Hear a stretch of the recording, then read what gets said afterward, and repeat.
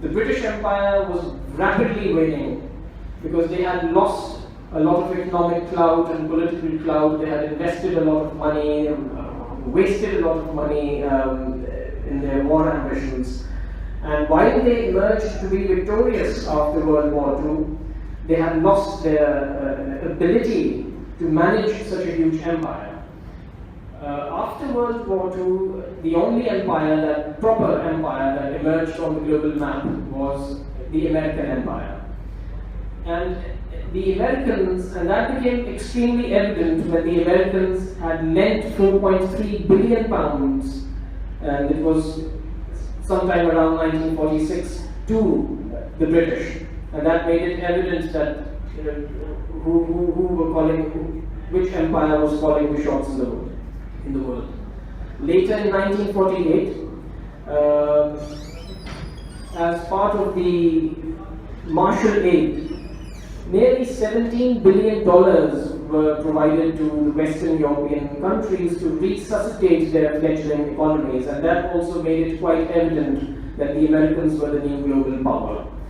And that also necessitated that the British leave Hindustan and also embark on a project of decolonization which lasted throughout the 50s and also some part of the 60s. So Pakistan was created at the time when the British had waned and the American Empire was getting powerful, and they were championing new ideas like capitalism. So they needed, and then they were also fighting communism and fighting off the Soviets. So they needed a new state which they could prop up and use in their Cold War security arrangement. So that was Pakistan. So Pakistan needed a lot of US backing. They decided to side with the new empire. And no post-World War II history is complete without the mention of this guy called George Kennan.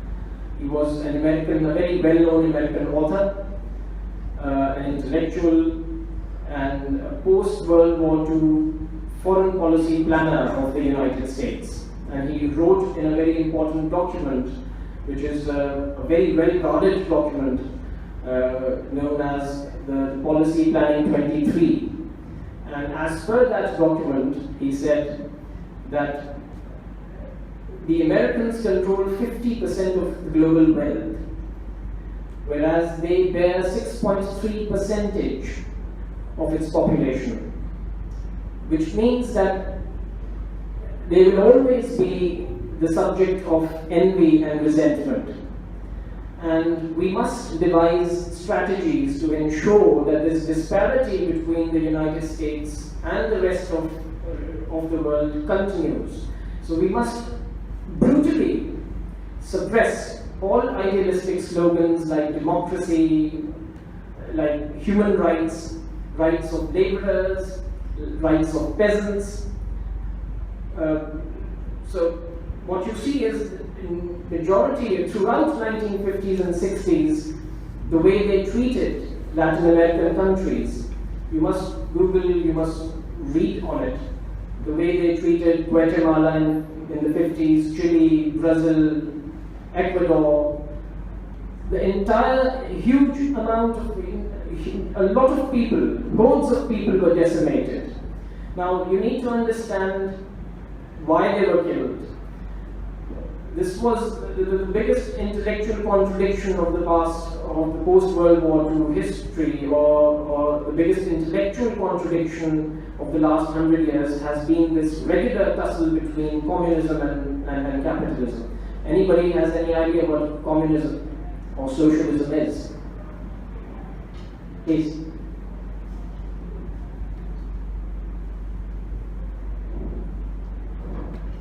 Please.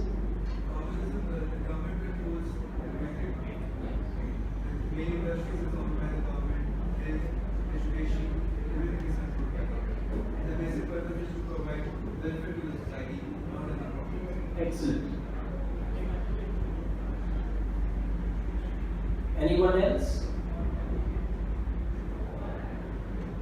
So, communism, or another synonymous term for it is socialism, another term for it is left-wing politics. This has been, this conflict, battle between left-wing and right-wing, or capitalism and socialism, has been the most important intellectual contradiction of the last 100 or 200 years. Communism, there is no one accepted definition of communism, there are plenty. But the concept is perfectly, you nailed it, that's the concept. It's the goods and services produced in an economic system, the benefits of which are reaped by everyone basically, particularly by the lower strata of society.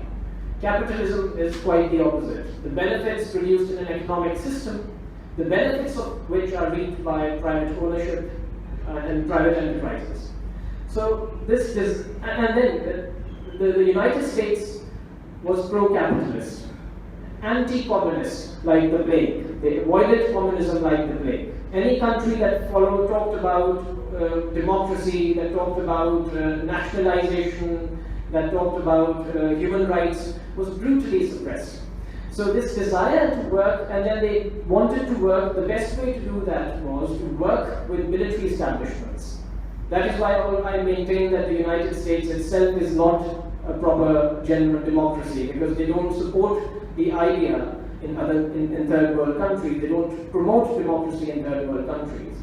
So this desire to work with military governments laid the foundation of a military martial law culture in Pakistan. This desire to work with military establishments and leading generals and corrupt civil bureaucracy blessed us with our first military dictator, General Ayub Khan, in October 1958 through a very highly organized coup.